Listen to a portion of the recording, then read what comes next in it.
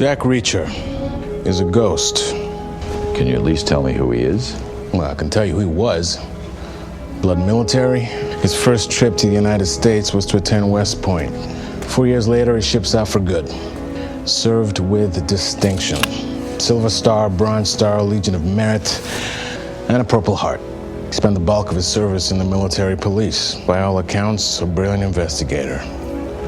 Apparently a troublemaker, too. Welcome to Now Playing Podcast's Jack Reacher Movie Retrospective Series. Who the hell are you? The guy you didn't count on. Hosted by Brock. A man this rare can always be of use. Jason. I'm in your blind spot, and I have nothing better to do. And Arnie. Now we know who's who. Let's get this done. But be warned, this episode will contain detailed plot spoilers and mildly objectionable language. It's your last chance to walk away. We hope you enjoy the show. Is that fear I hear in your voice, Jack? What you hear is excitement.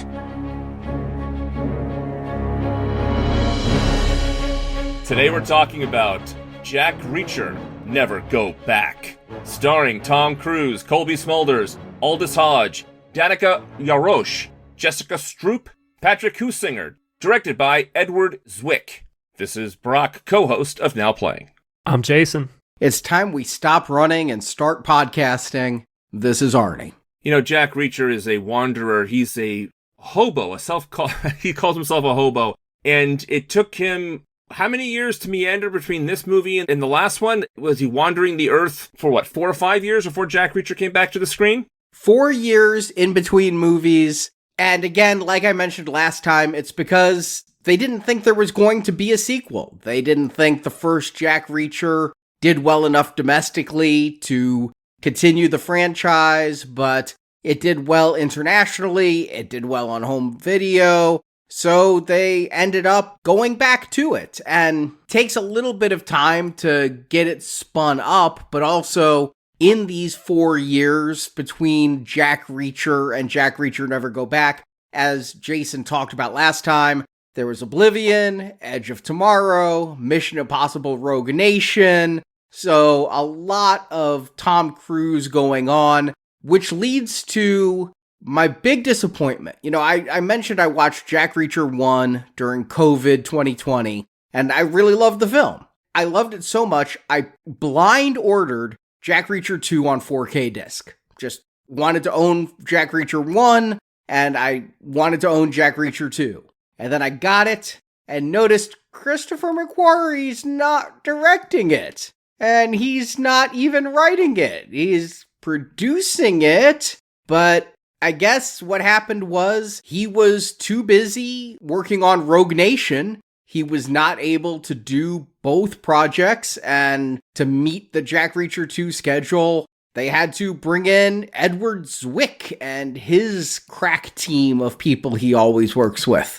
Yeah, and Cruise is familiar with Zwick. They did Last Samurai together, and I don't think that I've seen very many films that this director has done. I've seen Glory. I've seen Courage Under Fire. I thought of him as a prestige director because of Glory, because of Legends of the Fall, which is one that he did I haven't seen, but I guess maybe he's not so much. It's almost like he does these melodramas now that I look at his resume. Well, I've seen a lot of his work. The Siege, Courage Under Fire, also Glory, of course, those 3 times with Denzel. My favorite of his movies is Legends of the Fall. I think it's a beautiful movie, and what a performance he got out of Brad Pitt in that movie. Amazing. But the movie I kind of turned on him with, and it's not The Last Samurai, it was that Love and Other Drugs movie with Anne Hathaway and Jake Gyllenhaal. I had all kinds of problems with that movie. The Last Samurai was a noble effort.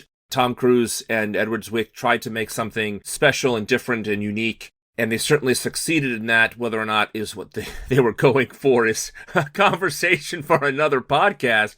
But yes, I don't think of him as a guy with an oeuvre. I don't think of him as a guy who has like a definitive style, even like De Palma or Spielberg and other big directors. But he certainly has the stars. He gets the stars, he gets the movies, and his movies seem to do well to being respected, but nothing like a huge, gigantic box office success. He is not that kind of director. No, when I looked him up, I've seen a lot of his films and never knew who directed any of them. Just never paid any attention to the director. Honestly, my favorite film he's ever done was his directorial debut, 1986's About Last Night, which I think was just really well written. You know, that's David Mamet original that got adapted by some other screenwriters, but I felt it had a lot of that Mamet pitter-patter and James Belushi being funnier than he usually is, because I usually hate him. So I love that. Glory, I remember really liking. Brock, you sung the praises of Legends of the Fall. I saw that once in 1995 on VHS and hated it. Just hated it. Now, I'm a very different person 30 years later. Maybe I should revisit it, but I hated Brad Pitt in it. I hated the whole movie. I didn't like anything about it. And Courage Under Fire and The Siege, both of which I saw in theaters, and neither of which lived up to my expectations for them. I liked them both, but I didn't love either of them. And then I kind of haven't seen what Zwick has done this century, other than a biography about Bobby Fischer starring Tobey Maguire that was made in 2014. I thought that was fine too. But yeah, this guy doesn't feel, from what I've seen, that he has a genre or a style or anything to make him stand out. Not every director has to be an auteur. There are plenty of talented workaday directors. Again, we talked about this when we reviewed Apollo 13. You know, Ron Howard has a huge filmography that people love, but what does Ron Howard bring to the table? Maybe it's the people he brings with him. And Zwick works a lot with one of the screenwriters here, Marshall Herskovitz, who was a producer of Legends of the Fall, a writer of The Last Samurai, a writer of Love and Other Drugs, writer here. And then also, this was a little more concerning for this. The other screenwriter is Richard Wenk. We've reviewed several of Wenk's films, like Vamp and The Expendables 2 and Kraven the Hunter. Ooh, boy. But to give him his due, he did do the 3 Equalizer films, and I've really liked the first 2 of those. I haven't seen the third one yet. I think those are solid. Those are solid actioners. Look, Edward Zwick, if you quickly look at his filmography, what's in common there? War, or war-torn countries. That is his kind of thing. In this movie, you have a war veteran, so I could see why they went to him for a Jack Reacher. I could see the train of thought. Also, of course, Tom Cruise worked with him fairly recently when this movie was being put together. So, yeah, I guess it makes sense to have him here if you're going to have to pick someone else besides McQuarrie. However, a person with a stronger style probably could have helped out here more. And we'll talk about that obviously more as we go along. Yeah, I usually see 3 writers on a film as a bit of a red flag. The fact that Zwick and Herskovitz work together, when I looked at what they do, I feel like, okay, these are the guys who are bringing the melodrama into this film, into Never Go Back. And then Richard Wenk is the one who brings the action. And I think as we talk about the film, we might talk about the 2 different tones, or what I feel are 2 different stories that are happening here during this film. So this is based on the book Never Go Back. Brock, you mentioned you've read a lot of these books. Have you read Never Go Back? I have. And you know what? I'm not going to be talking a lot of the comparisons of the 2, but I will say this, and the reason I'm not going to talk a lot about it is, you know how we talked about when we watched James Bond movies and the title is all they retain when they adapted the movie? And some of them are closer than others, and some of them have a couple of scenes. Honestly, the book here has some similar plot elements, some similar characters, but the way the movie is structured is not exactly the same. I just want to ask, is the daughter plot in the book? The daughter plot is in the book. However, the majority of the book is Turner and Reacher going across the country to Los Angeles, where the daughter is. The whole thing about being framed, they're both being framed, that's in there. Jack breaks her out like he does in the movie, that's there. And the 2 of them go across the country, escaping these people who are after them. So to have her pop up immediately here is a huge derivation, and she's not even in DC. The problem I have with the big book is that Jack Reacher in the book is extremely unlikable. He is unlike any other Jack Reacher Marvel before. He is so creepy. He goes to see Turner because they talked on the phone a handful of times and he thought she sounded attractive. So he goes to DC to ask her out. And then she says the whole thing, don't let Jack Reacher see me in jail and all that. And that's fine. But when they're traveling across the country, he's like a lech. It's really uncomfortable. Then eventually when they do sleep together, then she just craves more Jack. It's so weird. Jack Reacher, who's really likable and has a good sense of morality and can throw down, once they get together and travel, it's like a whole different character than you're used to, and it really turned me off. This was the least favorite Jack Reacher book I've experienced yet. I did not like the characterization of Reacher in this book. I found the villain to be very weak, and I don't like road books. I don't like people trapped in a car traveling across to get to a destination because it's all about the journey, not the destination. Fine. I'm just really tired of that plot. And here they took that travel element out. It's not even here. They're just on the run the whole time. So that's why I can't talk about the book and the movie, because it's the same ideas, but it's really not an adaptation. Like last time, it was an adaptation of the book. This one has some of the ideas, and they throw that daughter in immediately. So have you seen this film before? I had, but only the one time, whereas the last movie had those two things I've always remembered. This one was in one eye and out the other. I just did not remember a thing about it. I just remember not liking it as much as I liked the first one. But because of this movie, I decided to read the Jack Reacher novels. Because the last movie, I liked those two things so much, and I liked the idea of the character. And so this movie made me want to read about the character, and I read 10 books and counting now. Jason, have you seen this before? Oh, yeah.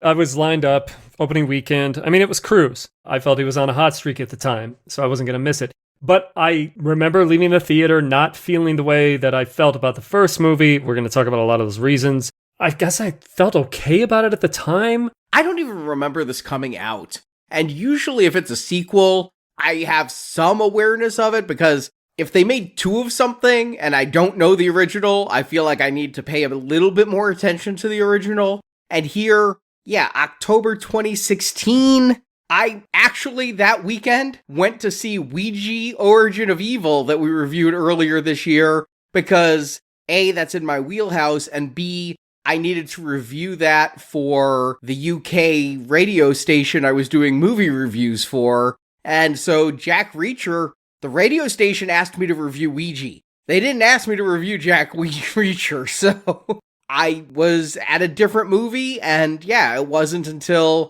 2020 that I got around to seeing this. But like I said, without Macquarie, I waited months before getting to this. I just wasn't excited despite my feelings on that first one. This one I think I also saw, obviously not the theater. I got around to it eventually, I think the year after it came out. And again, Tom Cruise is in something, I'm going to probably want to watch it. As Jason tells us, the guy is unmatched. Even if you don't like the movie, it's still worthwhile taking in a Tom Cruise movie. You want the best because you know he can deliver in a good script with a good director. What you're hoping for is you get your fix. And, you know, maybe Jack Reacher Never Go Back can give you at least your Tom Cruise fix if that's what you're looking for. And so I think making a sequel to a movie that was mildly successful does make sense for Tom Cruise because he'd done, 4 or 5 Mission Impossibles at this point. I would have to think he is also looking for another franchise that he can continue with because maybe at the time he was thinking, well, I can't do a Mission Impossible forever. Yeah, he's not really a franchise guy, though. The only sequels he's ever done is Top Gun, Jack Reacher, and Mission Impossible. And I suppose if you want to say The Color of Money, but he wasn't even born when the original of that came out, so I don't think he looks for franchises. Maybe he was with The Mummy, maybe he was with Live, Die, Repeat, maybe both cases he thought this is a character I can come back to again and again. But to me, he's always felt like an actor who looks at the talent who he's working with, but a one and done, new challenge every time kind of thing. And with Mission Impossible, the challenge every time is, how am I going to almost kill myself this time? And I think part of that is necessary because Cruise as a movie star at his age in this era, especially when this movie came out 2016, you're fighting for your life against Marvel. And even DC hadn't pooped the bed yet. these are the movies that are getting people to theaters. These are the big, big movies, and he's not tied to those franchises. Exactly. And again, I think at this time, because of his age and because of Mission Impossible, I very much do think he was looking for a franchise with this one and The Mummy, the year later or 2 years later, that he's completely in that mindset. He is seeing what's going on with Marvel. He is seeing all of that. And he says, I got to get me another franchise at this point in my career. And doing Top Gun Maverick, that kind of seemed out of the blue. However, it was, a phenomenon. So he has the right instinct at this point in his career. However, this one, we're not doing a third episode of the Jack Reacher series, so clearly this one did not get a sequel. And even Tom Cruise needs to pivot with the times. Well, why don't we pivot to the plot summary? Arnie, tell him what happens in Jack Reacher Never Go Back. Jack Reacher, again played by Tom Cruise, has been assisting the government in stopping illegal human trafficking. His contact for this is Major Susan Turner, played by Kobe Smulders. Jack heads to DC to finally meet Turner in person, but when he gets there, Turner has been arrested for espionage. She's accused of being involved in the murder of 2 soldiers in Afghanistan. Jack doesn't believe these charges, and he starts to try to clear her name. During this, Jack also finds out he's the defendant of a paternity suit, and he may have a 15-year-old daughter named Samantha, played by Danica Yarosh. Jack is framed for murder by a bad guy called The Hunter, played by Patrick Husinger. Jack is arrested, but when 2 men come to murder Turner in the prison, Jack breaks them both out. The Hunter discovers Jack has a daughter and tries to kill her, so Jack and Turner abduct Samantha and then take her to New Orleans so they can look for evidence to clear their names and uncover a government conspiracy. On the road, Samantha bonds with both Jack and Turner, while Jack and Turner flirt with each other. The 2 fugitives find an informant who reveals they're being hunted by a government contractor called Parasource, which has been selling weapons to Afghan warlords. When a weapons sale went south, the warlords attacked US troops. In covering this up, the Hunter killed the 2 troops whose deaths are being pinned on Turner. Turner turns over the informant to Captain Anthony Espin, played by Aldous Hodge, but the Hunter and his goons attack and kill the informant. Espin is now convinced of Turner's innocence, so he, Turner, and Jack go to an airfield where Parasource has a shipment coming in. There they confront General James Harkness, played by Robert Knepper, and they discover Harkness and Parasource have been smuggling opium into the States. Harkness is arrested, but the Hunter is still out there and he goes after Samantha. This leads to a final fight on Bourbon Street, because, by law, all movies set in Nolans must have a climax on Bourbon Street, and Jack beats the Hunter in hand-to-hand combat. Turner is cleared, but her romance with Jack is over, and Jack discovers Samantha isn't his biological daughter after all, but he's gonna stay in touch with her anyway. And Jack hitchhikes out of town as credits roll. And as we start, we get a little classic shorthand for a sequel, reintroducing Reacher. We come upon the scene of a diner with some fellows out front that have gotten a beat down, and the cops are there, and somebody says, oh, the guy who did it, he's inside. Why don't you go talk to him? This opening scene is right out of The Equalizer, right? Because he always has that timer on his watch for 90 seconds, or he predicts who's going to do what and how. This entire scene reeked of The Equalizer. It also reminded me, we mentioned James Bond a little bit last episode. This one was like the end of the last Jack Reacher adventure before we go into the new one. And then when you mentioned that the writer of this was the writer of the Equalizer movies, then it all fell into place for me. Oh yeah, absolutely. I felt the same thing several times in this movie. I think Jack Reacher does something like outlining exactly what he's going to do before he does it. Feels very pre-planned, like a proto-Equalizer Denzel kind of thing. But here, we've got cops coming in to arrest Reacher, and he's like, you're going to be wearing these cuffs after the phone rings, because it's going to be Major Turner. And apparently, this opening with the human trafficking is based on the Jack Reacher novel Worth Dying For. It's about Reacher stumbling upon sex trafficking in Nebraska, and he has to break it up. And that was a book that came before Never Go Back, chronologically. So this is kind of referencing that book in this opening. So we can see he's still 2 steps ahead. He's still super tough, hyper observant, ass kicking guy. The negative for me is this is disconnected. We're going to leave this behind real fast. This is just meant to introduce us to Turner, just meant to show us that she and Reacher have had some communication. And then we're going to get this little montage of their conversations as Reacher is going around the country, and they're flirty a little bit, like they're going to start up a romance here. This is not in the book. They do not work together. He just happened to call her one day for something, and he got a crush over the phone. And that's it. And they talked to me a couple of times. This whole working together thing is fabricated for the movie. I think that's a stronger way to go, because as mentioned before, it's kind of creepy. And it makes more sense that he goes to see her when he does. And when he gets there, he finds out that she's been arrested.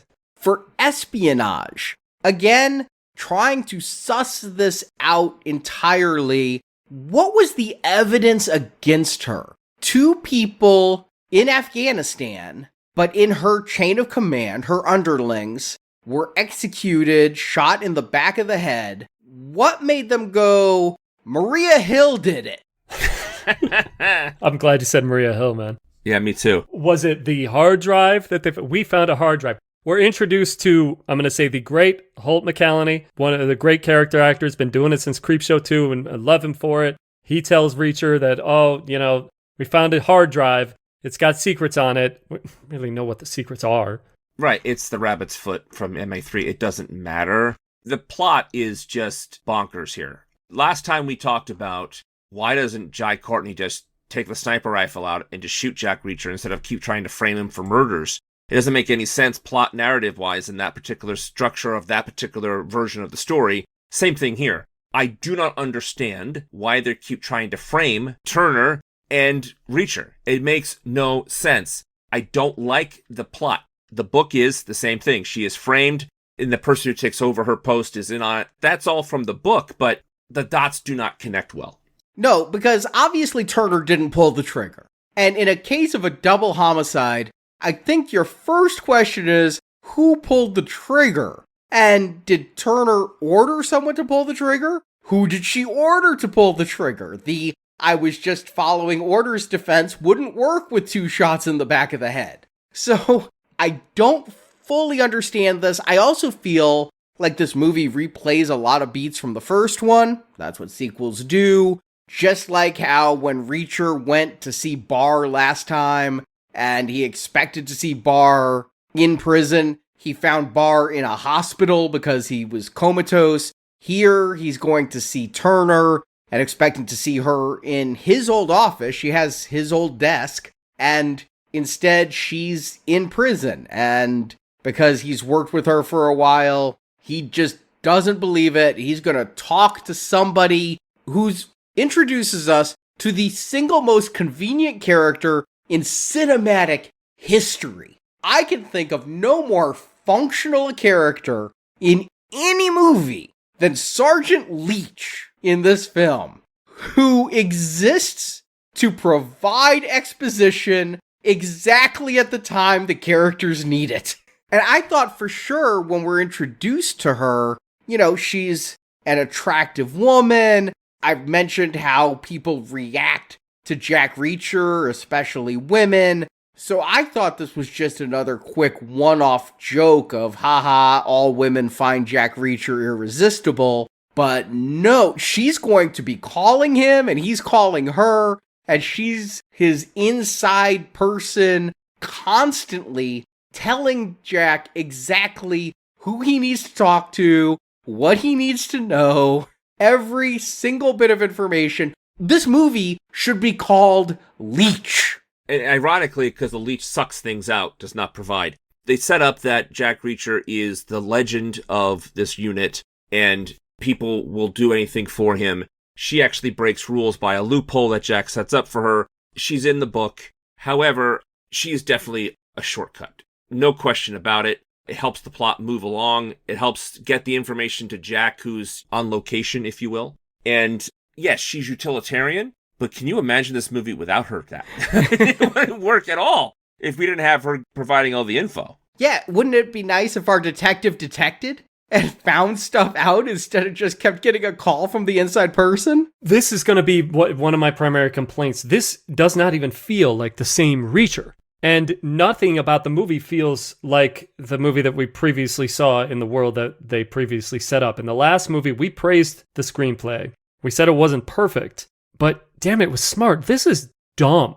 This is a screenplay that you can pick apart very easily. Once you start to ask the questions, it unravels like the sweater from the song. Like, Turner is military police.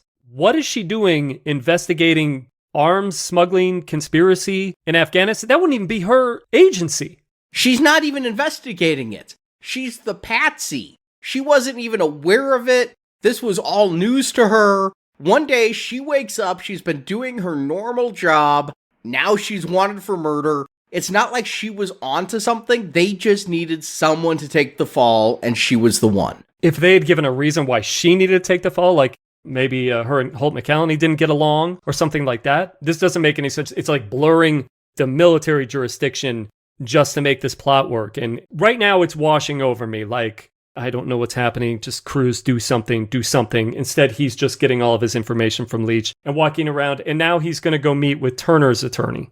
This also has a very weird bit. He's meeting with Colonel Archibald Moorcraft, and that's just a name. Archibald Moorcraft. I thought it was a pretty cool name myself. Yeah, it was a weird scene, too, because he's in a dining hall and they start chatting, and all of a sudden you can tell there's a moment when they don't seem to be getting along, and then all of a sudden they get along. Like, it was such a weirdly written scene. What got me is that there's a really weird turn where this is apparently the lawyer who's defending Turner, much like Helen was the lawyer defending Barr last time, so I'm expecting some more parallels. And then Moorcraft changes the topic and it's like, how about your paternity suit? What the hell? How does this lawyer know about this paternity suit at this period of time? Did he know Reacher was coming for Turner and found this suit? It is so clumsily inserted you have a daughter and there's a paternity suit filed with the military for you. You don't just drop this like, oh, hey, guess what? This is a major change to the plot. You're getting off one train and you're getting on another. You're either going to do this military thing or you're going to tell Reacher he has a daughter and then they can go make a family movie. Instead, what they're going to do is take both those trains and run them right into each other. Yeah, and that's not how the book works at all. The daughter plot is introduced and he's supposed to go across the country to finally get to the bottom of it. But the majority of the book is not about Reacher learning to become a dad or learning to enjoy this girl's company, or she and Turner and Reacher becoming like an impromptu family. None of that. It's not there. And so it's strange. Not that I care, but to have it introduced so quickly and so clumsily this early in the movie was a red flag for me. I wanted to go along with the movie, and I like how the daughter is not an idiot. I like that she's just as smart as Jack. And they built that as soon as they start meeting each other. But man, it just seems like a detour. And then they come back to the Turner thing. I have to think something did happen in editing with this. Like, this can't be how the writers wanted this scene to go. This just can't be how they imagined introducing this big subplot that's going to impact Reacher's character. And then we're going to get Reacher being followed again like he was in the last movie. This time he picks up on it, though. He actually knows he's being followed. Well, I mean, these are obvious bad guys. They have their generic wraparound tactical sunglasses. It's like the fashion favorite of tough guys. Yeah, and this time, instead of eating at generic diner, he's eating at IHOP, so, some product placement's always good because he didn't do it for AutoZone last movie. But this is my favorite scene in the movie when he punches through the glass. With the salt shaker?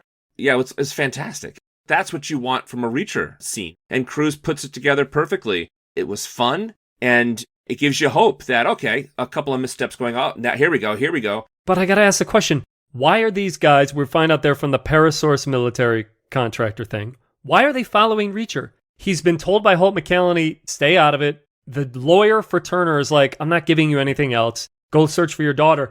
honestly, that is the cue right there for Reacher to go find another movie. These guys following him for no reason. Yeah, I mean, he has a reputation, like Brock pointed out. He's known to be legendary in that unit, and he's trying to exonerate Turner, which they don't want. That's right there, Jason, is what it is. He wants to see the lawyer. No. There's no way that he could exonerate Turner because he's not going to Afghanistan to investigate the murders, and he's not going to find the hard drive that's in evidence. It's like the last movie when I kept saying the bad guys were doing Reacher favors. Here, there is no reason for these two guys in the wraparound tactical sunglasses to park outside the IHOP, to be there. Just like in the next scene, we're introduced to, I'm going to call him the asset, because that's what he is. They call him the hunter, but they pulled this guy right out of the Bourne playbook. Yeah, this is obviously a really generic character that won't even get a name. This is our new Jai Courtney. Yeah, he's even got the haircut. I actually am a little bit confused because it appears to me Reacher goes and sees Moorcroft, and then the hunter kills Moorcroft so that Reacher can be implicated. So the hunter, his whole MO is, I'll kill people, and instead of killing the people who bother me, I'm going to kill someone else so the person bothering me gets arrested for that. But then, as you mentioned, we'll talk about the action scene in a second, but Reacher and Turner break out of prison, and then the hunter is going to kill somebody else and also blame Reacher for that second murder. You could have just taken out Reacher. Imagine if the hunter had just gone after Reacher. How easy would it be to get him out of the picture? The guy's got no address. Nobody's going to come looking for him. Now, we know that Reacher would kill him. If you killed Reacher and then pinned anything you need pinned on him, that's game over. But the movie is called Jack Reacher. I'm not disagreeing with anything you're saying. In the book, he is implicated in killing Moorcroft also. It's just really weak sauce, honestly. And here it plays really poorly. Especially to pin the murder on Reacher because he's the last guy that he saw. That is the laziest, oldest thing. But the motivation behind it is not entirely clear at this point, and really, honestly, it's clear as mud for the rest of the movie.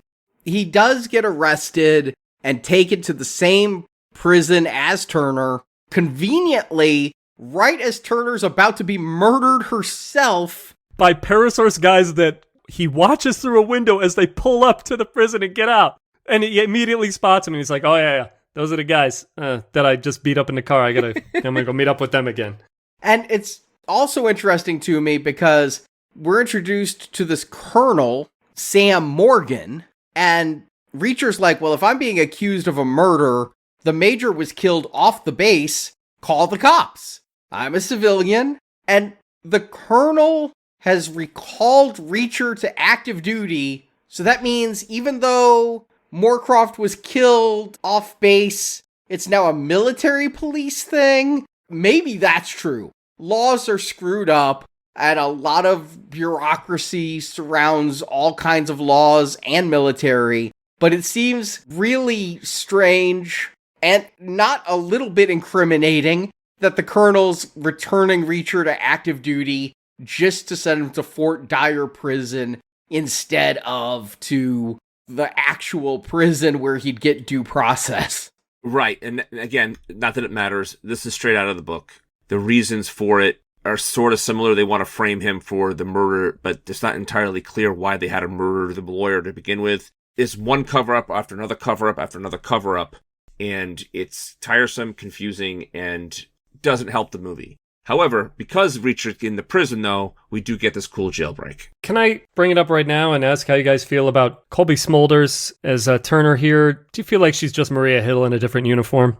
I do. I really liked the show How I Met Your Mother until the last season. Colby Smulders was very funny and charming on it and could really sing a good 80s tune. And when she was hired as Maria Hill, I was like, hey, it's an actress I'm familiar with. I'm happy to see her there. And I've always felt she's like one of the weakest casting choices in the entire MCU, which isn't to say she's bad, but she's nothing. She's purely functional. Her character has never had an arc. and her delivery has always been flat. I think there's a reason why her major plot in the 2012 Avengers film is all deleted scenes on the disc. She has like 10 minutes of deleted scenes that actually gave her something to do. And I gotta think performance is part of a reason for it. I don't want to be mean to Kobe Smulders, because the one time I met her at a con, she was so damn nice, but I just don't think she has a lot of range. And when I called her Maria Hill here, it was intentional. I mean, we go from Rosamund Pike, amazing actress, who also buries that British accent so well, and we go to Kobe Smulders, who's just okay. She's not terrible. She's not ruinous. She's not like Katie Holmes in Batman Begins. She's just there. Right. And it's very much like Maria Hill because the character is just in support mode of the leader guy. Here it's Reacher. I much prefer this characterization of Turner than, again, what I saw in the book. I wasn't a big fan of her character in the book. However, I did like what she was doing here. I think, yes, she's definitely filling a void. I do like how capable her Turner is. I do like that she and Jack can make a good team. I do like that Jack doesn't necessarily have to save her all the time, that she's able to do as much as Jack is able to do, just not muscle it. But the thing is, Jack Reacher's a loner, right? So if you want to talk about the character versus the movie character, I mean, I can be here all day. But if you're going to have a character who's supposed to be Jack Reacher's equal, I think they cast this well. She's also the right height. She's also the right build. And to be quite honest with you, while I was watching this movie this time, I was thinking to myself, whoever is the next James Bond, even if they do go late 30s, she'd be perfect as a fellow agent James Bond has to work with this time, whatever plot it's going to be. Because either James Bond hooks up with, like, the foreign person that he meets on the way, or it's the person he's paired up with to work together with, and she could be that character in whatever James Bond movie comes down the pike. I would be deathly afraid of the same performance. I understand she wants the character to seem competent and serious the same way with Maria Hill, but it's the same performance. I think there's a shade of difference, but maybe it's just in the writing that this character will fight to be not the sidekick, not want the female role in the male-dominated action film, and she will get something to do in every action scene, but it's literally like a tokenism. It's like, Jack will take out 20 guys, but you can kill the last one, you know? But I think this film is bigger on action than the last one is. I think that this prison break scene feels like a larger scale action set piece, and I wasn't expecting Reacher to go straight to fisticuffs to get out of prison like this. I didn't see that being his first solution after the last film where he tried everything he could do to not get in a fight. See, we're watching two different characters. I did enjoy the cleverness of how he got around. I laughed out loud when he stole Aldous Hodge's coat, that it fit him perfectly in the next scene. I liked the action scene very much. It played really well, but I couldn't help but notice the absence of Christopher McQuarrie. The scene was serviceably done, but there was nothing visually sumptuous about it. There was nothing new and novel about an angle or a plot point shown or a clever way to turn a fight scene. Nothing. It got the job done. The music helped make it exciting, but it certainly could have used a bit of a flair. I think it's a good time, bring it up right now, is the location change. It really hurts to see what they made Pittsburgh work so well in the last film. And here, we don't really know where the prison is, but we assume now because that it's right there in Washington, D.C., because when they break out, the next thing you know, they're running by the National Monument. They're just using these recognizable landmarks to tell you where you are instead of really immersing you in the city. I mean, I know that the ballpark is a big attraction in Pittsburgh, but we really felt we were in that city.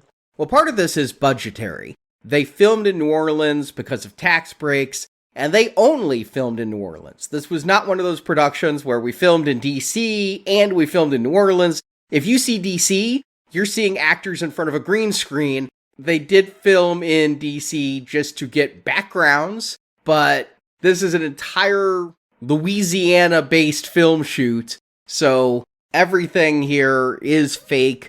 And I didn't know, I couldn't tell, but I did notice that, yeah, they're running past monuments right out of a prison. That didn't seem entirely right. Tom Cruise running, they both are. Tom Cruise runs quite a lot in this movie, but the last movie, he didn't run at all. I was looking for it. I'm like, did he even run at the quarry? I mean, he took a run at Jai Courtney at the end and, yeah, gave him the knee. When we say Tom Cruise runs, we all know what we're talking about. Karate chop that air because that's how you go faster. When you see a Harrison Ford movie, you want to see him point.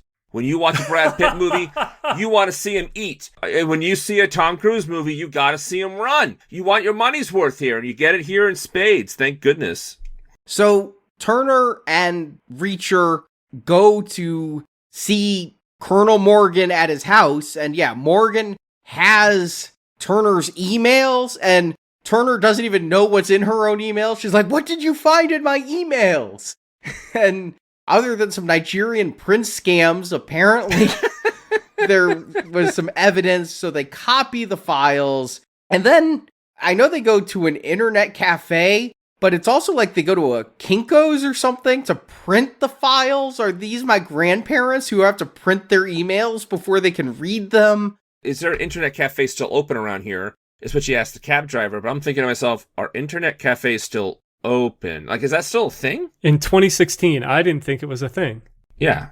So they're in the internet cafe, and Reacher's is kind of like the moment here. She's trying to get this stuff going on. He's like, they're going to triangulate us. They're going to triangulate us. Hurry up, kind of stuff. And it was really great because that's exactly what happens. They triangulate where they are, and we get a cool little action scene after that. So they do triangulate. They have to run from the hunter. Somehow they end up in like this high-end restaurant kitchen where there's another good fight. And I'm realizing, yeah, this is feeling more like an MI film than the last Jack Reacher film. Or a Bourne film. Yeah, Bourne. It's much more like a Bourne movie. I got to call it out now. The Hunter's not in the book. The villains in the book are much more nebulous. It's kind of like drug dealing kind of stuff. It doesn't really matter.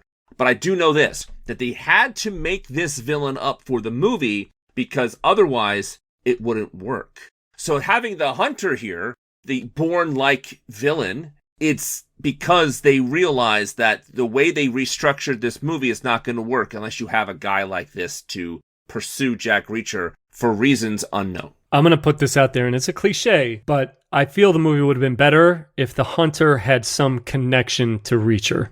So they play a lot of the tropes, and this movie is full of tropes. Full of tropes. I don't think it has any more room for tropes. Oh, no, I'm saying there's a whole bunch of plot that you need to take out in order for that to happen. Oh, okay, and, good. Because I think the first thing you start with is Samantha. So yeah, Samantha, even before Reacher went to jail, he was stalking this girl because he thinks she's his daughter. And when Reacher confronted those two guys outside of the IHOP, he says to them, I don't like being followed. And when Samantha confronts him, her first line to him is, I don't like being followed. So you see the father-daughter resemblance from Samantha's introduction. But in these files they printed at Kinko's, there were pictures of Samantha. So they have to get Samantha to protect her from the Hunter.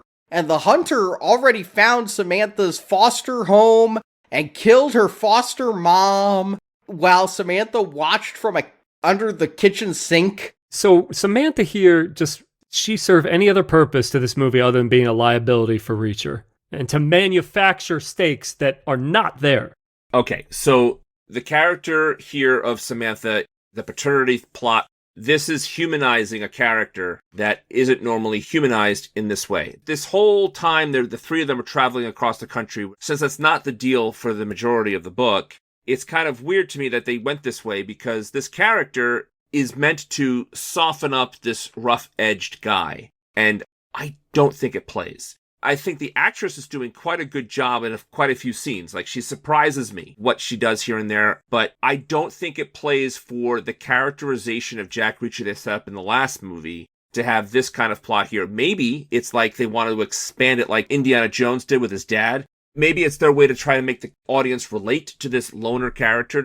I just don't think it works. This is unnecessary. I can pinpoint it. When you said Samantha would be here to soften the character, the Reacher that we get in this movie is soft from the beginning. Outside of the fact that he beat those guys at the diner, the next thing he's flirting on the phone with Turner. He's always soft. He never acts like a loner in this film. Once he starts talking to Turner, he's no longer this loner. He wants to go see her. So what's she going to soften? I'm going to go with what Brock says here. I think Brock's on the money with this, is that my problem with the previous movie was that there were no stakes for Reacher. It was just a little self-preservation, but Reacher was on a case and there was nothing personal for him. And I wanted some character exploration of Reacher. This is actually going to provide us with what the last movie lacked, a character arc. Reacher is going to soften.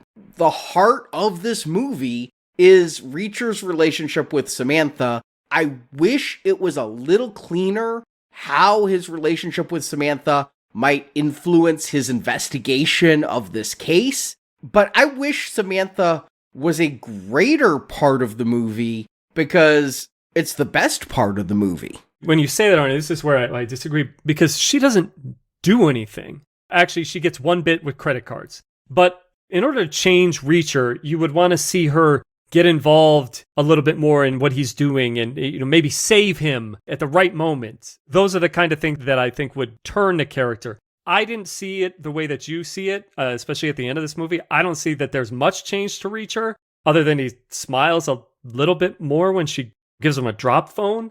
On record as Cruise's biggest fan here, but right now, the acting that he's doing when Samantha's brought into this film, the look on his face, it's deep frustration and annoyance on his face, and it doesn't change, but it's also a little bit too convincing, like, get me out of this movie. Yeah, I'm not seeing that, but they do get Samantha because Reacher is noticing there's some chalk or pencil on the door of the cabinet, so he sees what the hunter did not, which is where Samantha was hiding. And again, now we have Turner wanted for espionage. We have Reacher wanted for murder. The hunter is then going to go see Morgan and murder Morgan and be like, well, Reacher's fingerprint is on this phone. So if I use the phone as a bludgeoning weapon, that fingerprint is going to incriminate him. And so the police are going to look harder? They're going to now try to find him more than they were for one murder?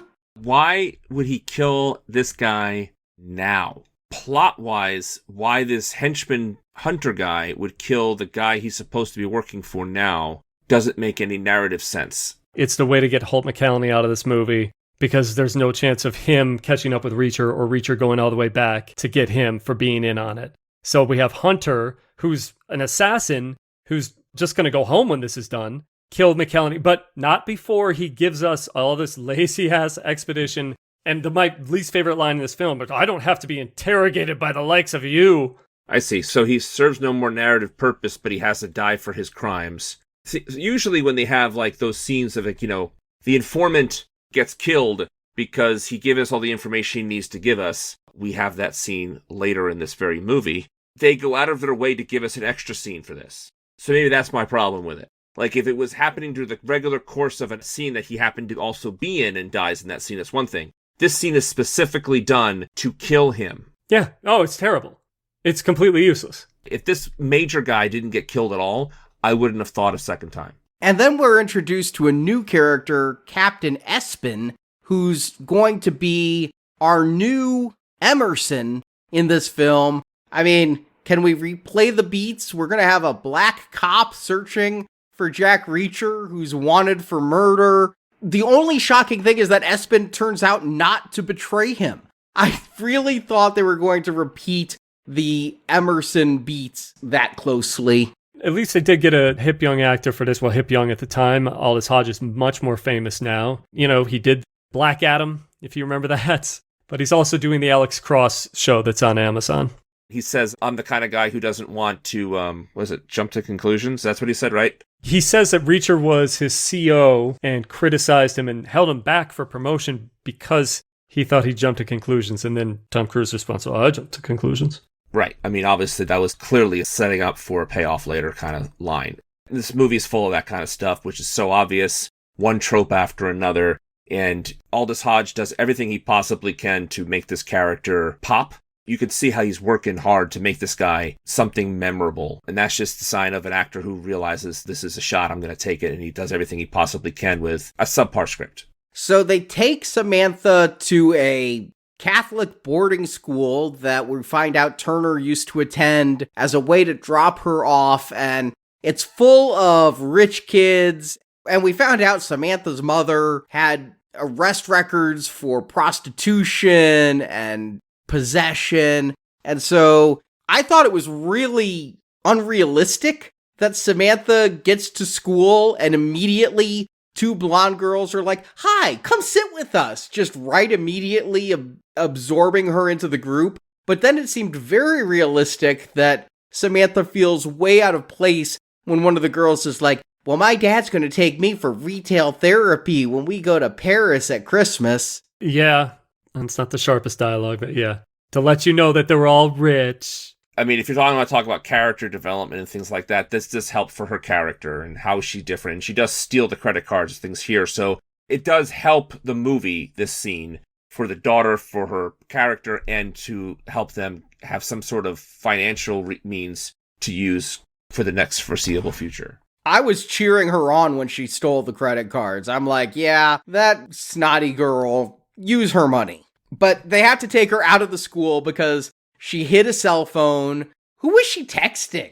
Was she texting her mom? She was texting somebody, and that means that they can trace her. So they get on a plane to go to New Orleans. They pickpocket some IDs, and this TSA agent is completely clueless. And this is inside joke. Do you guys recognize the TSA agent? He was in the last movie. Is it the author again? It's the author again. And the joke is he can't tell that Tom Cruise doesn't look like the guy he's supposed to be. Oh, I get it. I get jokes. So in this scene, Reacher and company are followed by some thugs, which he meets up with in the bathroom. I love how he knows who they are because they all get the same haircut. That, I thought, was a pretty clever line. I thought when the guy goes to the bathroom and then Reacher sits down next to the other guy, I thought he was going to talk to the air marshal. There's a weird guy over there. And then it turns out, no, he just quietly knocks the other guy out in the bathroom, and you see the blood splatter on the top, and then he tells the button is to the other guy, this guy's going to be here for a while, to use the other bathroom.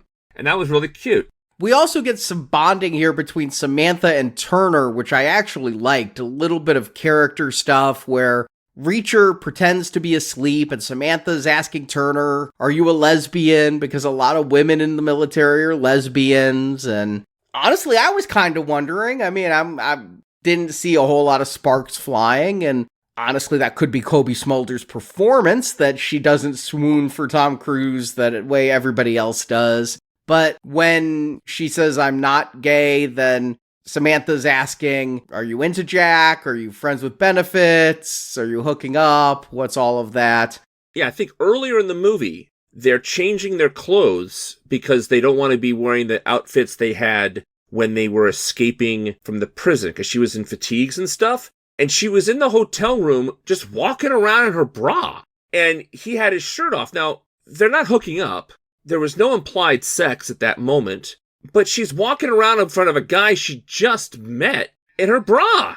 That scene stuck out to me too because it did feel like they had just had sex. I mean, this is movie speak for what people are wearing after doing the deed, is the guy has no shirt on and the woman just has a bra on. But later on, the two of them are going to be flirting and talking about getting a cheap motel together. So that tells me that they have not yet done the deed. So they get to New Orleans, and the hunter is there. Jack Reacher calls him because he stole one of the phones from the bathroom guys. And, the hunter's like, "I'm going to come to New Orleans." We find out they are already in New Orleans, and perhaps the most magical thing that Reacher does is in a post 9/11 world, he jumps out of an airplane and runs on the tarmac and isn't like, I wouldn't be worried about the hunter. I'd be worried about U.S. Marshals coming after you for doing this. I couldn't stop thinking about this scene when those guys are clearly like past security, how they got guns in there. But they cleverly didn't show anyone wielding a gun in the whole airport scene. So maybe they didn't have guns. They were just going to, capture them at the airport?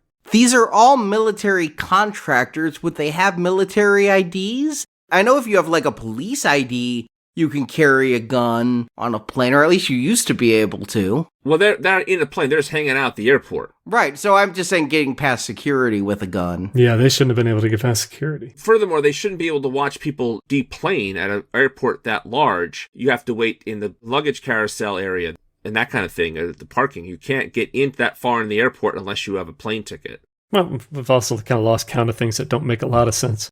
I was hoping that this chase with the guys running through the airport, Reacher, Turner, and Samantha outside, they're running, and then Reacher says, wait. And I was hoping for like a replay or a callback or a reprise of the end of the car chase from the last movie where he hides with the people with the hat. I was looking for a clever escape, and no, he's just on like a parking shuttle or something.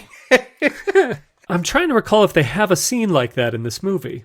They do not. That's a missed opportunity. So we get a little bit of character development here in New Orleans. Jack finally tells Samantha, I think you're my daughter. I mean, this whole trip, Samantha's been abducted and knows people are after her. And finally, Jack's like, all right, I think you're my daughter. And Samantha laughs out loud at that, but comes around and is like, yeah, my mom, Candy, I told her to sue for child support. She was getting her life together, and I thought maybe with child support we could have a house. This seems completely, fine. I don't know why she feels guilty about that. It seems plausible. However, if the mother wasn't 100% sure Jack was the father, to file a paternity suit on him kind of seems pretty crappy. I think they're doing what they can to try and drag it out. Plot-wise, you mean? Yeah, is she really the daughter? Is she not? Kind of thing. Because they keep showing signs that she has inclinations or cleverness or abilities that Jack has. That all kind of does work, but it's a trope. It is. It's just not as clever as before. It's relying on cliche, down to the point of Jack goes out to get some burgers. When he comes back, the two women have bonded, and Samantha, even though now thinking he's her father, slams the door in his face so they can girl talk. I like that moment a lot with the door slamming. I thought that was funny. Again, much needed levity. This girl has a bunch of scenes like that. She almost throws up on the plane. She grabs Reacher's hand. I didn't know this actress before, but I do like what she's doing, even though largely I still feel that Samantha's being used as a plot device to manipulate our emotions sometimes. Yeah, I don't know this actress. I watched the first season of Heroes, but I never watched Heroes Reborn that she was on, and I probably saw her in stuff. I see she was on 30 Rock, so I definitely have seen her before, made no impression. But my frustration is now there's very little for her to do except sit in the hotel room while mostly Jack goes out to do other things. We get this argument. Jack and Turner are kind of flirting, talking about that cheap motel I mentioned. But then Jack's like, okay, well, you stay here and watch Samantha while I go out and investigate. And Turner's like, why? Because I'm a woman?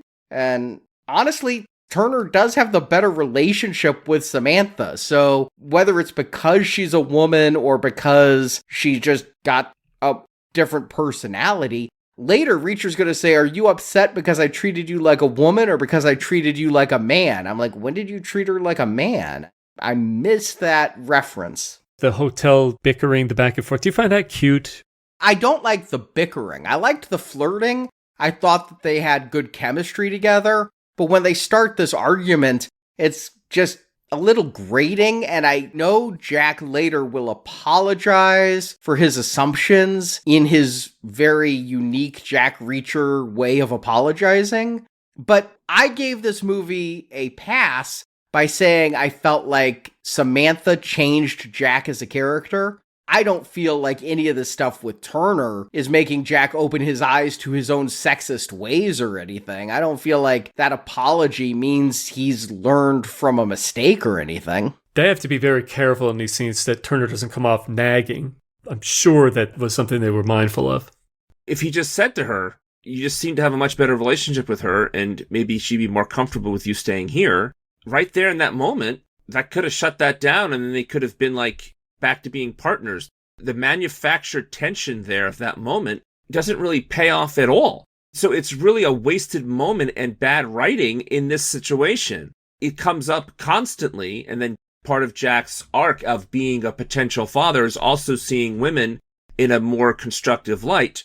So be it. However, the character of Jack Reacher on the television show and in the novels, except for this novel, has female peers that he respects greatly. So it's not necessarily him being chauvinistic all the time. Yeah, this just doesn't pay off very well. But Jack does go out and do some investigating. He's going to get attacked again, this time by some guys in an alley, basically a replay of the best moment of the last film, the bar fight scene.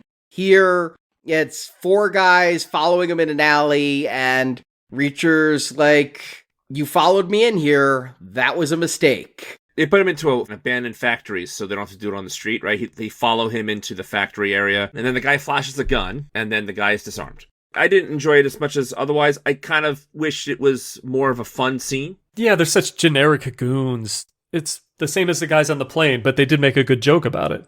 Right. Also, I don't think I've ever seen a lot of fistfights on an airplane before. But, an abandoned warehouse kind of fight is, I've seen that before. Yeah, this is a little cliche, and I like that Jack gets some good dialogue here, like he got at the bar fight. When they're like, how do you want to do this? How about one at a time I get a baseball bat? And then they're about to beat him up and shoot him in the knee. He's like, Turner's going to call me, and if I sound distressed, she's in the wind. So you can't torture me. You can't kill me. What are you going to do? So the guy's like, give me the phone. And I knew what was happening there. He tosses the phone to the guy and uses that distraction to attack them. And then Hunter was watching this whole thing just down the hallway. And so he starts shooting after Reacher wins the fight. He doesn't step in when Reacher is outnumbered. And then he's going to be Snidely Whiplash, shake his fist. Damn you, Reacher! I'm going to kill your daughter! But actually, when I say Jack is investigating, I guess he learns nothing. He just gets in a fist fight. Samantha sneaks out and off screen does some of the best investigation of this whole film, because she comes back the next morning and is like, oh, there's a warehouse right over here. It's where all the junkie vets go. I mean, Jack did talk to this guy's wife. I don't think we've been clear. In New Orleans is this guy named Prudhomme.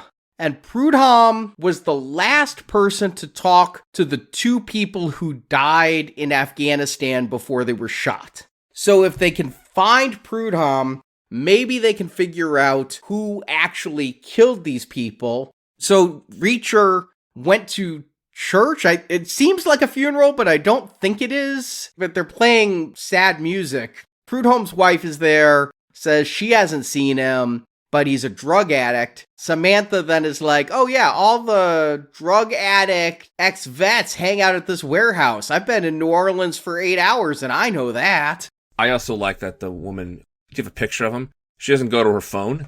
She pulls out actual photographs. And that made me laugh, because in this movie, we have an internet cafe, an actual landline telephone, and a photograph. Samantha's probably watching cable.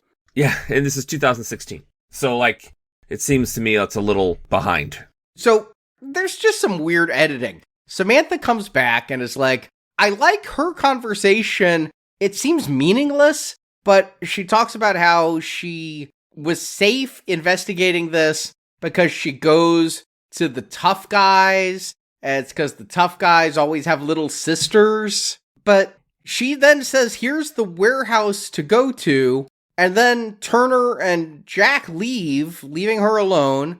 And then they start asking a whole bunch of people, where should we go? Where are the junkies? It's like Samantha just told you, go to the warehouse. We could cut this montage. I thought the montage was they're already there and looking for this particular guy. Well, they go to one place first, and they talk to a guy in a wheelchair. It's like Lieutenant Dan. Then that guy sends them to the warehouse, which is like a homeless camp. Reacher goes in, I got money for you, Prudhomme. And now they're interrogating him. And in this scene, this is where Turner does something. She does some interrogating here. No, I don't think Turner is a useless character. I think she's about as useful as Rosamund Pike was last film. And that means somewhat functional, but not a great character, still very much in the shadow of Tom Cruise. Which this is a Tom Cruise movie, so you kind of expect that. This isn't an ensemble film. This isn't even a fake ensemble film like the Mission Impossible films, where like it's still a Tom Cruise movie, but we'll have recurring characters that we pretend matter. And hey, Mission Impossible got Simon Pegg sober, so there's something good out of all that. But she does interrogate this junkie who tells his whole story. My 15-second back button was heavy use here. I still don't fully figure it out, but Parasource is the evil company, and they're government contractors. They're Blackwater. But they're losing money and losing government contracts. And when they're supposed to send weapons home, because 2016, we're, pulling out of Afghanistan, instead of sending them home, they're selling them to warlords, which Turner points out, they don't even sell for that much. So why are they bothering risking their contracts to sell guns for a few $100s? So this guy, Prudhomme, was just signing off saying that there were weapons in these crates, but the crates were empty. But the warlords wanted cheaper weapons. Parasource said no. So the warlords planted landmines to attack a military convoy. This required some kind of cover-up because a chopper had to come out to rescue the US troops, and 2 of the chopper fighters died. So that somehow leads to Parasource is in danger of being found out, so the hunter is going to kill 2 MPs who were looking into this. Well, thank you for explaining that all to me, because I still don't understand it. Yeah, I'm telling you what is said, but I'm not telling you that it's clear. Right, and the smuggling with weapons stuff is from the book, but this is much more streamlined and truncated, and I'm not saying it's clear in the book, but it's not at all clear here. I hate to say this. When this guy started talking about why the people got killed and all that, this is what we were waiting for, a lot of information we're waiting for this whole time. I stopped caring. And that's a bad sign. Like, when I'm noticing tropes, when I'm noticing the movie is trying to be X, Y, and Z and it's not getting there, I have lost faith in the movie at this point, which is unfortunate because there are some things after this that I actually liked, but I gave up on the plot. I think this is just as muddy as the last film, but overall, I'm going to say the main investigation and plot here is tighter than in the previous film. I really think it's simpler and easier to follow, even if I'm not fully understanding what Prudhomme is entirely saying happened here. I'm still not completely clear on how killing 2 MPs helps Parasource, and I'm not sure how those 2 dead MPs link back to Taylor in DC, but overall, Parasource, evil government contractor, selling weapons to both sides, and then later we're going to find out smuggling opium. This is very clean as compared to we wanted to take over a contracting business to scam the local governments. I'll give you the word simple. Yeah, I don't find it compelling. I don't find it interesting. There's nothing here that's enrapturing me that I have to find out how it's going to end. The only thing that I'm interested in at this point, and I'm being nice to the movie about it, is Jack really the father of this kid? That's the only part of this movie that I'm curious about how they're going to wrap up, because the plot and the reasons behind the villain are not connecting with me. I'm with you there. The curiosity about the fatherhood is pretty much it. We know Reacher's going to win in the end, and judging by the movie that we've seen so far, it might not even be that thrilling an ending. I don't know. I've enjoyed the action in this film. So I'm looking forward to the ending, thinking it will be thrilling. And I kind of think we're there. This film fools me because I think we're at the end a lot faster than we are. Turner calls Espen and says, listen, we have Prudhomme, and he's going to give you all the information you need if you can guarantee his safety. And Espen's like, absolutely, I guarantee his safety. They go to meet at the wharf, and I'm like, okay, the climax is going to be a big shootout at the wharf. Well, there is a shootout at the wharf, but it's not the climax. Prudhomme gets killed really quickly, and Espen takes one in the leg, and Reacher is unarmed. He tackles a guy with a gun, takes the gun, and kills everyone but the last guy. Hey, Turner, you can do this one. I've cleared it out for you, Turner. And so I'm like, okay, that's not the end, because now they've done some math and a flight is coming in with weapons that night. So I'm like, oh, okay, the climax isn't at the wharf, it's at the airfield, of course. It makes sense. Let's go to military land. That's where the climax of this film's gonna be. Taylor rams the gate as they go to the Parasource plane, and there's our bad guy. We got to see him in one previous scene, this General James Harkness, who is Robert Knepper. I didn't watch Prison Break, but I guess he was big on Prison Break. I recognize him from Young Guns too. He played the Deputy Carlisle. I mean, we've discussed this guy a few times on the show. Hunger Games, Hitman. We're going to be talking about him in a few weeks with Species 3. I don't know why we're talking about this guy twice in such a short time, but he's the big bad. I like some of the lines they give Turner here, too. Is like, open these crates before I grab you by your hair plugs and bitch slap the smug look off your face. I did like that line. Did he have hair plugs? His hairline wasn't the fullest. I just think it's a funny thing to say. It's a funny thing to say, but I'm looking for plugs. They open up the crates, and wouldn't you know it, there's weapons in there. Which makes no sense, because why would they be selling weapons to Afghan warlords and using weapons to smuggle home opium? It seems like you pick your lane of your scam. You don't try to scam in every direction. So there's Afghan opium in the rocket launchers. But Turner's not the one that discovers this. She's going to say, oh my gosh, these are just weapons. Robert Knepper's going to give her that look. I thought for sure I knew where this was going. I didn't remember watching what I watched in this movie 4 years ago.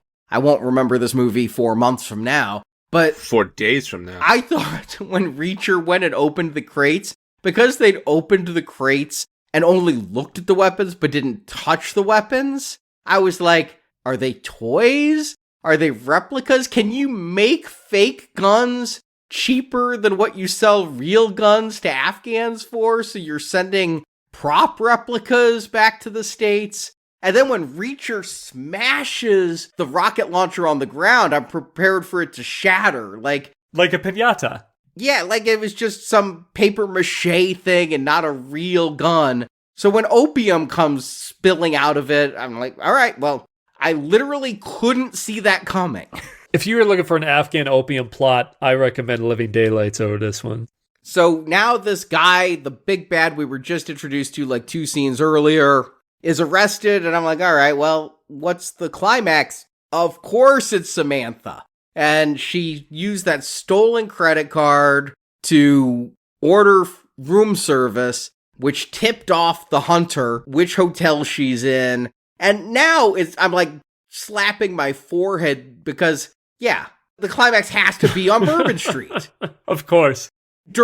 Is this Mardi Gras? There's a parade, there's people, there's beads. It's Halloween. It says on the television she's watching some sort of late night program that's like, it's Halloween.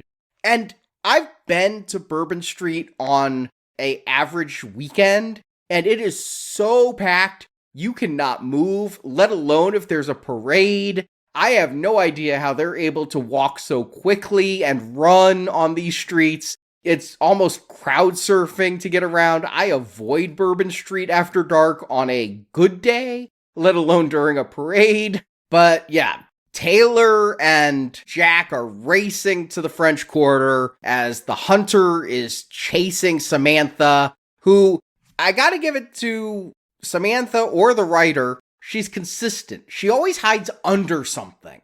She hides under a float and then hides under an easement of a roof. She hid under a cabinet when she was back at her foster house. That's her character trait. I was going to say that I do like the conversation that Reacher has with the hunter guy, the one over the phone, where Reacher threatens to say, I'm going to break your arms and break your legs and I'm going to break your neck.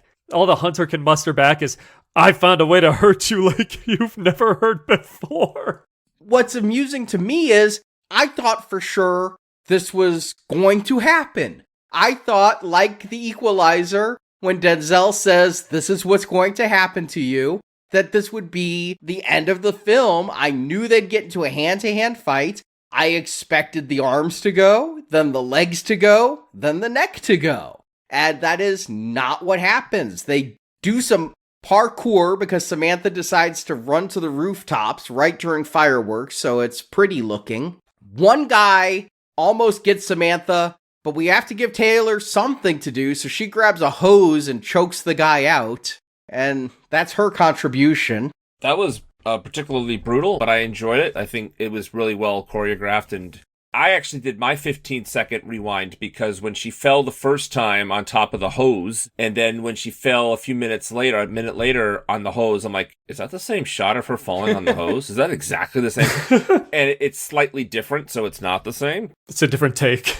It might be a different take. It was so close. And it is a good fight scene. And maybe inspired by Tom Cruise, Kobe Smulders did all her own fight stunts here. This was no stunt person. But yeah, they go on the roof. Somebody almost shoots Samantha. I thought it was kind of cool that Reacher just body checks the guy and knocks him off a roof. We never see that goon again. I don't know if he lived or died as he got compound fractures, but he's out of the game. So he'd be falling on people in the street below.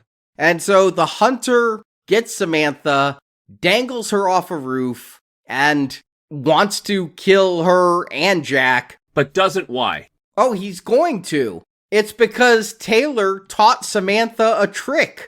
Earlier when they were bonding, Taylor was showing Samantha how to disarm a guy who happens to have a gun right at your head. And because of 15 minutes of practice after a greasy burger, Samantha now has that skill, and Jack's going to cue her because he poo-pooed that move and said, if you're doing that move, it means we're already dead. And so he tells his daughter, we're already dead, meaning she has to do her move, and that's when Reacher can step in. Did you see that they had to slow down the move? I think that was for our benefit, but it looked so bad. It was so blurry. It's cheesy. But I did like that she learned the one move she learned earlier in the movie. At least they tried to be clever with that. It's a cliche that replaces other cliches from other movies. If it wasn't that move, it's something else.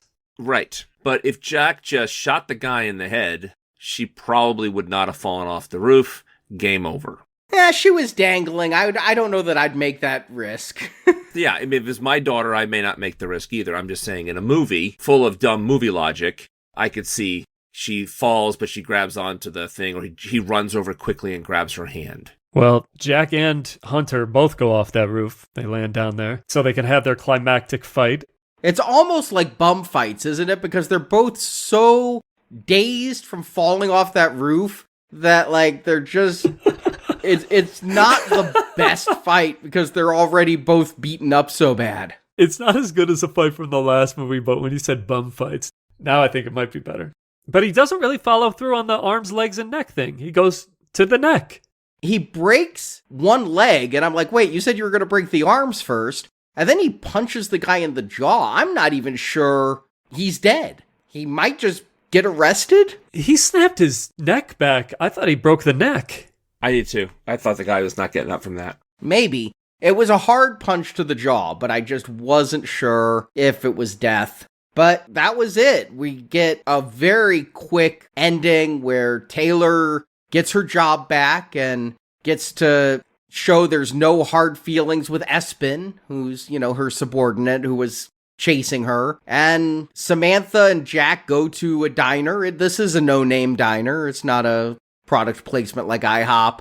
And Samantha was doing a test. Would her parents recognize each other? Her mother is a waitress at this diner, and Jack Reacher says he doesn't forget any women he sleeps with. So, Jack, on the spot, tell me, who was that woman at the beginning of the last movie? But neither one recognized the other, so who needs a DNA test? This is enough to say you're not my dad. In the book, it's just like, it's a phony filing. It's no merit to it, kind of an easy way out. I kind of like how they resolved it here. I think a paternity test is in everybody's best interest. We get our final send-off between Turner and Reacher, and then he's going to be back on the road again, but not alone, because he finds out that before saying goodbye to Samantha, she slipped a drop phone on him. But he is alone because this shot is from every episode of The Incredible Hulk ever. He's literally walking down a 2-lane highway, hitchhiking. I just needed piano music to finish this out. I would have taken the piano music over the music that we got in this film. This is where they really dial up this melodramatic score. It feels so 90s, this score at the very end. Yeah, and also Jack Reacher doesn't have a phone. Jack Reacher does not get in contact with people. If Jack Reacher needs to get a hold of you, he will call you. You do not call Jack Reacher. You do not text Jack Reacher. It just goes against a lot of what we know from the character from these two movies. Never mind the novel. It just seemed like they're trying to make this guy grow, and he's going to stay in touch with this girl who's not actually his daughter. Okay, I guess I should go along with it because it's a nice little ending to a movie, but it's incongruous with the character that they've set up in these movies. So, Jason, Arnie, do you recommend Jack Reacher Never Go Back? Jason. Well, on Tuesday, I praised the first Jack Reacher for its screenplay, tight plotting. I felt it was clean, tactical action, real atmosphere. Without McQuarrie, this is a standard military conspiracy thriller, which I feel is awkwardly mashed together with this half-baked, reluctant father figure drama. Zwick, I've said throughout the show, I think he stripped away the sharp edges of Reacher, puts him in this kind of by-the-numbers story. A lot of scenes drag out with unearned emotional beats, a lot of manufactured emotion, a lot of emotional manipulation. And there's dialogue that's either lazy or exposition heavy or just plain wrong. We don't really know who these characters are at the end of this movie. Reacher is not the same guy from the first movie. I feel like I'm more or less watching a really high-budget CBS pilot, one of their actioners, or like the version of Reacher that maybe is on Amazon right now. I know you say, Brock, that this is not how the novel of this movie goes. But if this kind of plot is similar to the rest of the novels, I just don't like it. The sequel trades Reacher in for soft drama and too many cliches. It is a sequel that doesn't remember its own lead character, in my opinion. There's too much hollowness to the character drama and the too much formulaic action. I wasn't even super impressed. The sequel is supposed to grow the brand. This obviously ended this franchise. Cruise, this movie's beneath him. And he was smart to cut bait with this and move on, even though he moved on to The Mummy. So it's a not recommend. Arnie. So I think Jack Reacher Never Go Back does a few things better than the original, which honestly surprises me because I didn't expect to prefer anything from Edward Zwick over Christopher McQuarrie, but here we are. The action is bigger this time around. Harder hits, faster chases. It's a double-edged sword, though, because it's fun, but part of what I liked about that first film was that Reacher didn't constantly punch his way through problems. This sequel does edge into Jason Bourne territory, but I like the Bourne movies, so I think the ramped-up adrenaline is handled well here. And more action also means less time spent on the investigation, which might actually be a win. The conspiracy in the first movie got so tangled in construction biz nonsense that I still don't fully understand it, or I just stopped caring.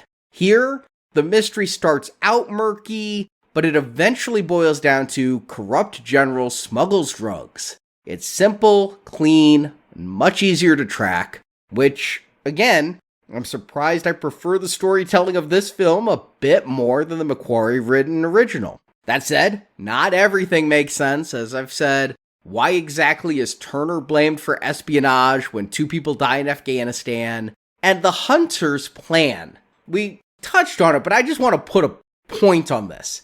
The Hunter's plan is to kill people to cover up the fact that he's killing people. He's not exactly a mastermind, but it's still more streamlined than I feel like the original's plot spaghetti. This time around, we also get a bit more character work with Reacher. His scenes with Turner show him working alongside someone of equal rank, if not fully equal skill, and his awkward, maybe dad dynamic with Samantha gives him a human edge. But yeah, the reluctant father figure story is as hackneyed as can be, but it does give Reacher a little bit of character development. But for everything I think the sequel gets right, it stumbles in more places than the first. And I think top of that list is the cast. Only Cruise returned from the last film, and we lost a lot of the charm.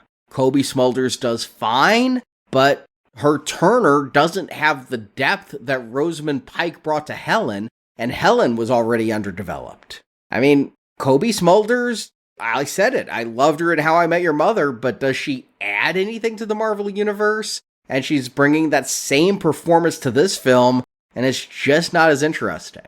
Now, Jai Courtney didn't bring much to the first film, so Patrick Husinger here, his Hunter, is a lateral move. But Robert Knepper as the big bad? No contest. He is no Herzog. He shows up late, he brings zero menace, and on Reacher's side, there's no one as fun as Robert Duvall to liven things up. And the overall story arc also takes a step back. I do like that the first film had mystery and twists. Was Helen's dad evil? Was the cop in on it? This time we know exactly who the good guys and bad guys are from the start, and that just makes it a little more dull. So, I still like Jack Reacher Never Go Back, but it's not one I'm gonna go back to very often. The first film, I really love. This one's okay, a weak recommend. I'm having trouble getting past the movie they're trying to shove at us here. I had problems with the last one, but it was an interesting plot, and I liked enough of what Tom Cruise was doing. The pieces came together for a satisfying movie experience. Here, we don't have the vision of a director. We don't have a well-written screenplay that does service to the characters. We don't have at least a semblance of a reasonable villain's plot. Like, we have no idea why he keeps killing people, and I got so inundated with one trope after another and bad character decisions and so many things that are convenient to tell a story they want to tell. Logic be damned. I'm not coming here for like anything but an entertaining actioner, and I didn't even get that. Some of the fight scenes were good. I did like the chemistry between Smulders and Cruise. I thought the girl was good. I just could not stay involved or invested in this movie, which is a shame. I don't think the first one's a masterpiece, but in comparison to this one, it certainly is. It's not a terrible movie. It's completely watchable, but it demands nothing of me as an audience member. It's a not recommend from me. I can't with good conscience tell you that you should watch Jack Reacher Never Go Back. It's not worth suggesting you watch it. Not recommend. But yeah, this did kill Jack Reacher for Tom Cruise, and I thought it would kill the character forever. So I was shocked not only to hear that this was becoming an Amazon series, but that it's a hit series in season 4. I haven't watched. Have you guys?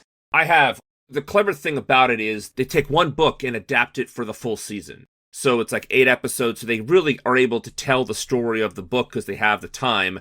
They change a little things here and there, of course, for television or to modernize it, but it's generally true to the story that the book tells with obvious changes because of the medium, right? They found the right guy. Alan Ritchson is really huge. I liked him a lot in season 1. Season 2, I did not care for his characterization of Jack Reacher, although the ensemble of that season, his old group gets back together to find out why people are killing off different people of their other friends of theirs. I thought that was really great. There are consistent characters throughout all 3 seasons, so Jack does have a cadre of people he can rely on when necessary. It's really a nice adaptation, and I wasn't surprised they did Jack Reacher. In fact, their Bosch show with Titus Welliver is a huge hit and very successful and a lot of fun. I haven't read the Bosch books, but I thoroughly enjoyed watching a few seasons of that show. And so then they did Jack Ryan, Tom Clancy's hero, and so it made total sense they do Jack Reacher and now Alex Cross. This is becoming their bread and butter of taking novel characters and making quality television series out of them. Anyway, the point I'm trying to make is, Arnie, it's completely worth your time, and it really is a nice characterization of the guy we know from the books. Jason, have you watched it? I know that each season is a different book, so I thought that I could go in and watch. I didn't get past the first episode of the first season, so I thought I could go back and try it again on the second season. Didn't get past that. I haven't gotten past the first episode of any of the seasons, but I root for the show because I've always been rooting for this Alan Richardson for a long time. I remember him on Smallville. So I think it's great that he's got this great role. Yeah, it works. And they're able to have their Jack Reacher be imposing physically and be a mind to be reckoned with. This is a loyal characterization for us fans of the books. I got really excited when they announced the first season. It was going to be based on The Killing Floor, which is the first Jack Reacher novel, and they didn't disappoint. So yeah, I'm really happy they have it. Well, I will add that to the list of shows I'll probably never get to, but want to. Okay, fair enough. So Arnie, we're not going to go back to Jack Reacher here at Now Playing for the foreseeable future, but where are we going back to in our next episode here at Now Playing? Well, it will be the 3 of us waxing off to a new Karate Kid film. By the time this show goes out, I will have attended the Karate Kid Legends premiere in New York City. Ooh. Are you going to get on the red carpet? Yeah, red carpet and brunch with the director. I'm not even kidding. And seeing the movie in New York Tuesday night. Unbelievable. You're going to have great stories for that. That's incredible. That's really great. I honestly am surprised. Jackie Chan and Ralph Macchio together doing their versions of Karate Kid, melding them together, almost like a multiverse movie. I'm really interested in seeing how it unfolds. I saw one trailer.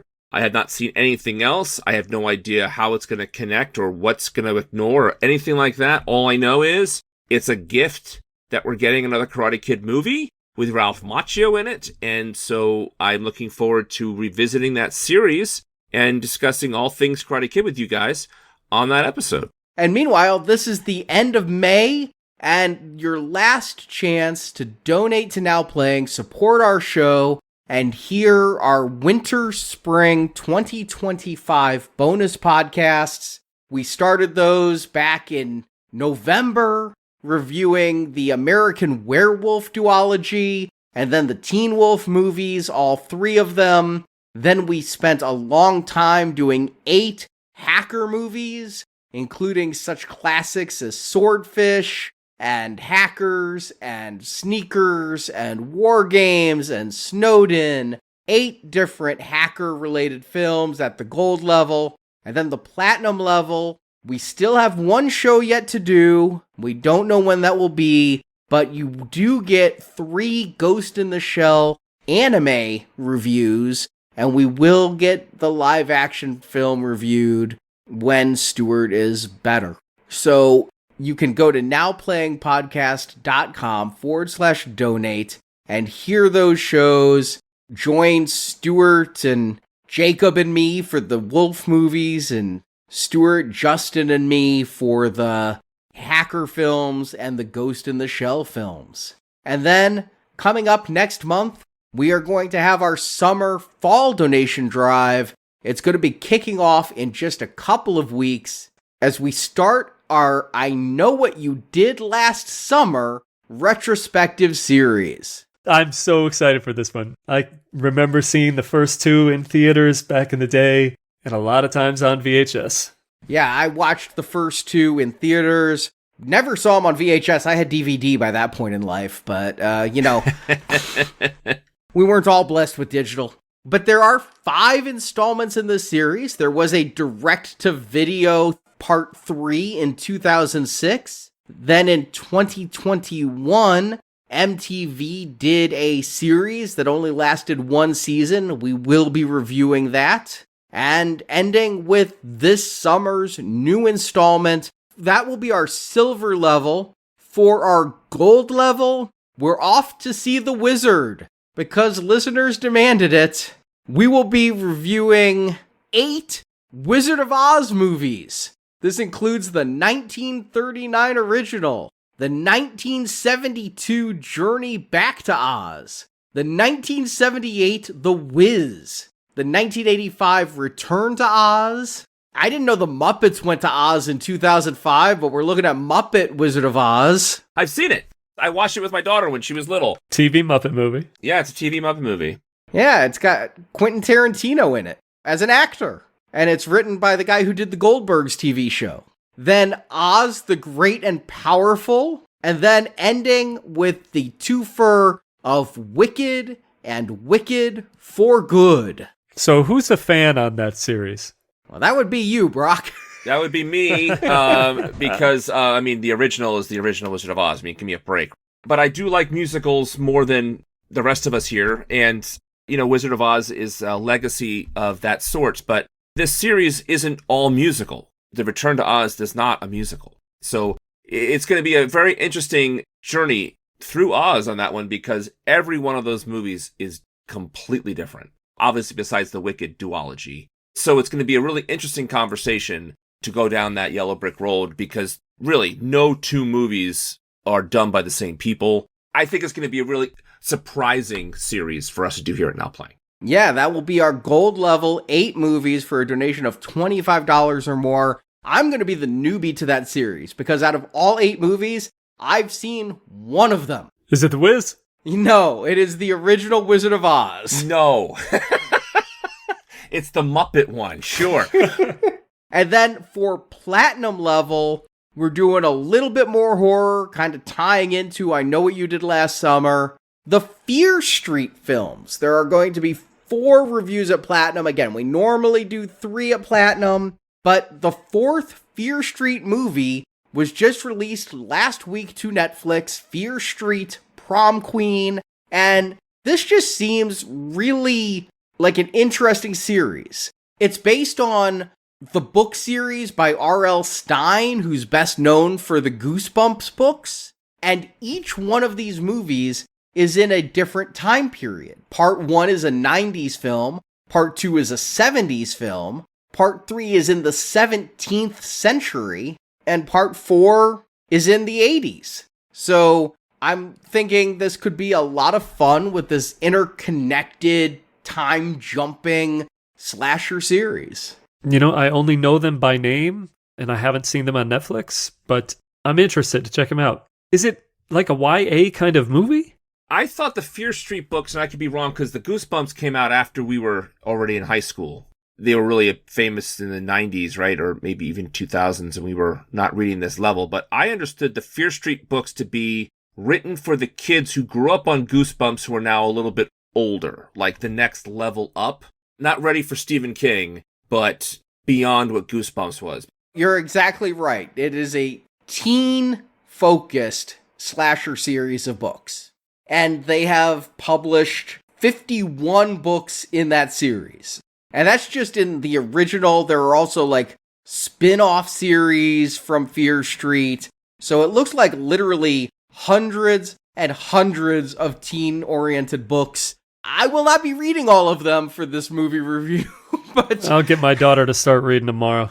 I'll buy her a personal pan pizza for each of the books she finishes by the time our reviews come out. So like the 1980s? Yeah. Reading over the summer? Incentives for kids to read and get a free personal pan pizza. So that is all available. We are also going to be releasing from the vault and making available the Jurassic Park series of reviews. As of this recording, we have no plans of reviewing Jurassic World Rebirth this summer. Stuart is in no shape for that, so we are not even entertaining that thought. But if you donate for the Jurassic World shows, you will get that review when Stuart returns. We will be making that a priority for us to review. So hopefully you can join us. To be perfectly honest, hopefully Stuart can join us on some of those reviews. We are thinking of him and wishing him absolutely the best, and we know all you listeners are too. He's in my thoughts all the time, and I know, again, like we said last time, I know you guys miss him, we miss him, and we can't wait for him to be better and back. And when he is, we will catch up with Mission Impossible and Jurassic World and all of that. But we're not going to rush him at all. He's still in the hospital. He's out of the ICU. We're all so happy about that. He was excited he got to eat ice chips today. It's the first time he's been able to have any kind of liquid for about a month. So that's very exciting.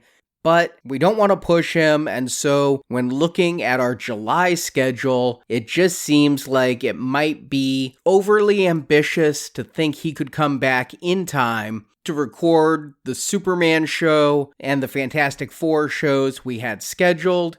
We will get to those movies when he is ready, willing, and able, but for now, we're going to let you guys decide what we cover in July instead. We have a poll. It's available if you go to nowplayingpodcast.com and click the banner at the top, where you can choose between 6 different 3-part retrospective series for us to cover during those 3 weeks in July. And those options are the Alex Cross movies, which includes Kiss the Girls and Along Came a Spider with Morgan Freeman, Ashley Judd, and then there was a reboot I didn't even know about that came out not all that long ago called Alex Cross. Or if you want a superhero series, there's the Darkman films that were started by Sam Raimi and then got 2 direct-to-video sequels. If you want something a little bit lighter, maybe a sports retrospective to go with baseball season, we have option 3 as Major League, with Major League, Major League 2, and Major League 3, Back to the Minors, the world's most ironic film title. If you want something a little bit more horror and some Guillermo del Toro, there's the Mimic series. There are 3 of those, Guillermo del Toro's original, and then 2 direct-to-video sequels. Or there's the Robert Landon movie trilogy based on the books. Those are The Da Vinci Code, Angels and Demons, and Inferno. Or finally, if you're looking forward to Liam Neeson taking over the role of Frank Drebin in Naked Gun, well, we could talk Liam Neeson with Taken, that trilogy of films that I think turned him into an action star go-to as far as the endless stream of mostly direct-to-video, but some theatrical action films he's been doing ever since. So head to nowplayingpodcast.com. There's a week and a half left for you to vote and tell us what movies you'd like us to cover while we wait for Stuart to heal. So thank you for listening and supporting Now Playing. We'll talk to you soon, and thank you, Counselor, for the coffee. Wait, that's it? It's just over? You'll be alright, Counselor. No. What if I need you? How'll I find you? Well, you don't need me. Not anymore. Thank you for listening to this Now Playing Podcast movie review. You're very intense. You know that? We hope you enjoyed the show. Like I said, it's damn fine work. Help us spread the word about this show by leaving a 5-star review on Stitcher, Podbean, iTunes, or your podcast store of choice. Your next move will tell me which side you're on. Want more reviews like this one? In the archives section of NowPlayingPodcast.com, you'll find more than 1,000 in-depth movie reviews from our panel of hosts. Listen to me, you prick. On our site, you can hear reviews for every installment in the world's biggest film franchises, including the Marvel Cinematic Universe, Star Wars, Spider-Man, Batman, X-Men, James Bond, Middle-earth, Jurassic Park, Fast and Furious, and Transformers. Why do I feel like you're enjoying this? Plus, we have individual movie reviews, such as Titanic, E.T., Inception, Big Hero 6, Ready Player One, Pulp Fiction, Apocalypse Now, Doctor Strangelove, and hundreds more. Remember, you wanted this. And come back to NowPlayingPodcast.com next Tuesday for another all-new movie review podcast. They're ready for you. They'd like to think so. Support from listeners like you keeps Now Playing Podcast on the air. You help me out, I'll be in your debt. You can donate directly by tapping the support button at NowPlayingPodcast.com. I'll pay later. You won't be able to.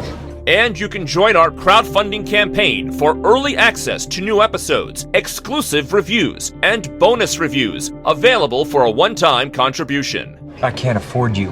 I'm not a hooker. Oh, then I really can't afford you.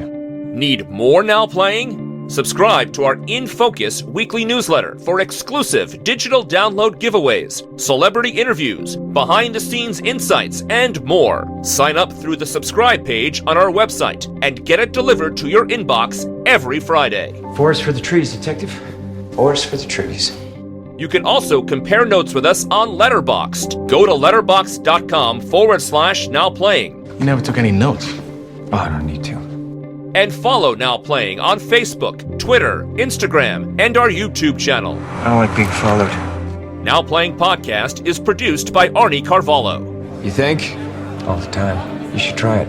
Associate produced by Jason Latham. One look at this guy and you know he'll do anything to survive. Now Playing is edited by Heath, Santiago, and Arnie. We got a way of doing things so they stay done. Clean. The opinions expressed in this podcast are those of the individual hosts and may not reflect the views of Venganza Media Incorporated. How much of this do you honestly believe? It doesn't matter how much I believe. It doesn't even matter how much I can prove. It only matters how much is true. Venganza Media Incorporated is not affiliated with, and this podcast has not been prepared, approved, or licensed by any entity that created the film analyzed herein. I don't know why, that's just how it is. All movie clips and music included in this podcast are the intellectual property of their respective copyright holders. They are included here for the purpose of review, and no infringement is intended. If you were gonna kill me, you would have done it by now. Now Playing Podcast is an exclusive trademark of and may not be used without the express written permission of Venganza Media Incorporated. Where'd you get your law degree? Now Playing is a Venganza Media production, copyright 2025, and no part of this show may be reproduced, repurposed, or redistributed without the written permission of Venganza Media Incorporated. All rights reserved.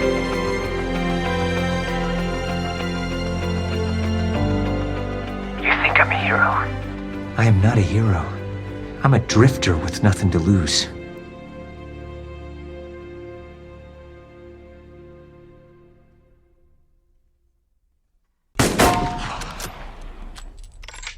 You guys know I'm talking about Cubs fans after they won the World Series, right? Oh.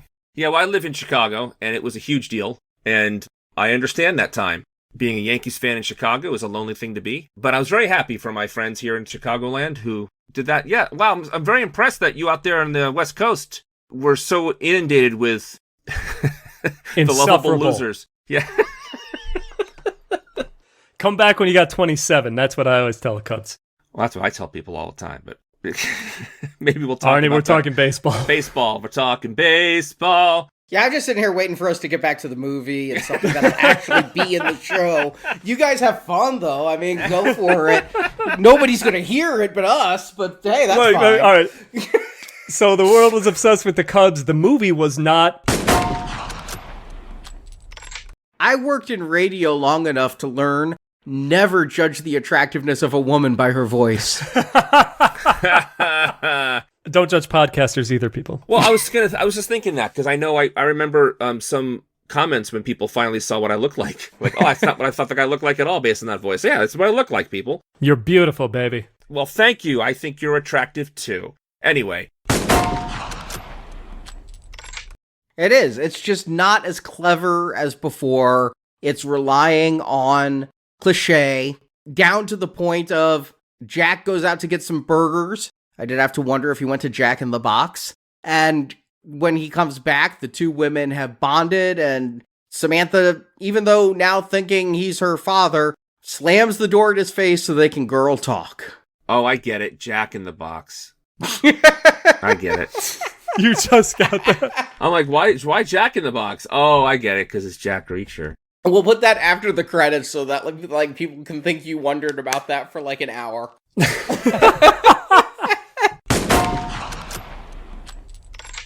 No, they're on their way in. This plane just came from Afghanistan. Okay, so that's why the opium's still there. Yeah, people in Afghanistan don't need opium. It's in the States where we want it. And now it's tariffed at 85%. But those could be lower by the time the show airs. They could be higher. I don't remember the Trump tariffs on Afghan opium? On street drugs. I don't realize there was a tariff. Prices are going up, man. It's getting harder every day to get my fix. I'm glad you're laughing because I thought I was being clever and it's just dead air. And I'm like, I guess that'll be cutting room floor. And then you're just cracking the fuck up. No, because it's insane. There's no... Really, I mean, yeah, there are tariffs on imports, but I'm not sure illegal smuggling of drugs is being tariffed. Well, no, of course it's not. That was the joke, Brock. It's late. Yeah, it's insane. It's so silly. It's so silly. When we say Tom Cruise runs, we all know what we're talking about. Karate chop that air because that's how you go faster. When you see a Harrison Ford movie, you want to see him point. When you watch a Brad Pitt movie, you want to see him eat. When you watch a Peter North movie, you want to see... Anyway.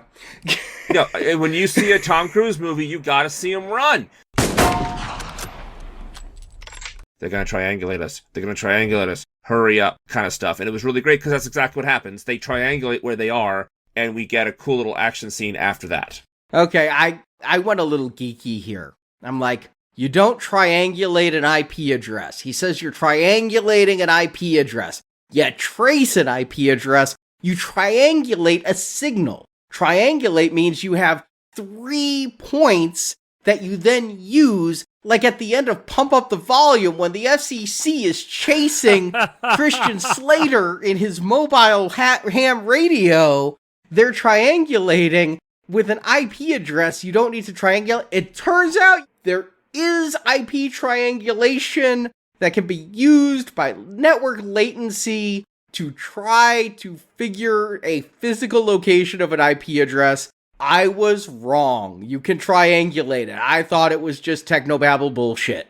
Hey, you know what? Everything you just said, all I heard was Pump Up the Volume, man. Yeah, me too. You lost me on Christian Slater. But let me get this straight. You just corrected yourself in real time. So we had to sit here and you go, actually, and then you went, actually, I'm wrong. So, like, dude, what the heck happened there? You totally lost cred to me.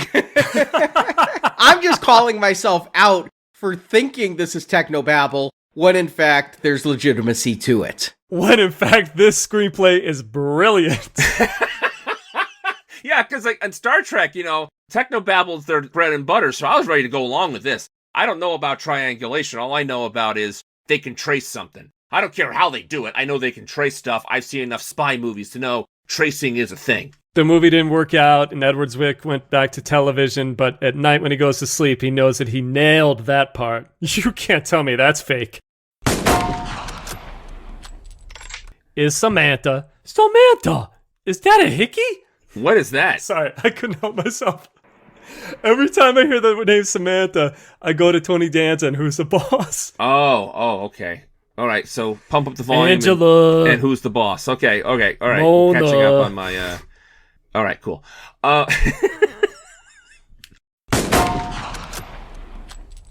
Went to church. It seems like a funeral, but I don't think it is. But they're playing sad music. Maybe that's just how churches are. I don't go. But it's too depressing. But